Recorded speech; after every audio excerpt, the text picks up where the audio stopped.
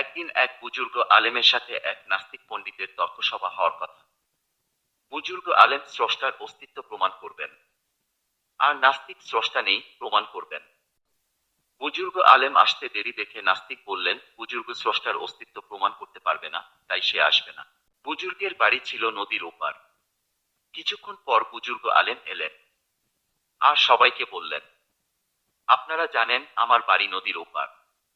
আমি নদীর ঘাটে এসে কোনো নৌকা পাইনি পার হবার জন্য। কিছুক্ষণ পর একটা গাছ এমনি এমনি পানিতে পড়ে গেল, সেটা থেকে কাঠ হলো, তারপর নৌকা হলো। আমি নৌকায় চড়লাম, কোনো মাঝি ছাড়া নৌকা এমনি এমনি চলতে থাকলো, তাই আমার আসতে একটু দেরি হয়ে গেল। তখন নাস্তিক বলল, ভদ্রমণ্ডলী, এটা কি সম্ভব? একটা গাছ এমনি এমনি পড়ে গিয়ে তার থেকে কাঠ হয়ে নৌকা হয়ে যায়, আবার কোনো মাঝি ছাড়াই তাকে পার করে দেয়।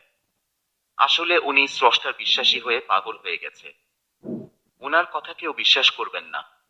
তখন বুজুর্গ আলেম বললেন, ভাই সকল ইনসাফের সাথে বিচার করুন।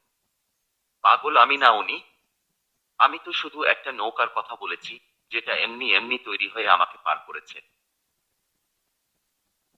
যদি সামান্য একটা নৌকা এমনি এমনি তৈরি হয়ে না চলতে পারে, আর উনি তো বলছেন পুরো জাহান, চন্দ্র, সূর্য, আকাশ, বাতাস কি কোনো স্রষ্টা ছাড়াই পরিচালিত হচ্ছে।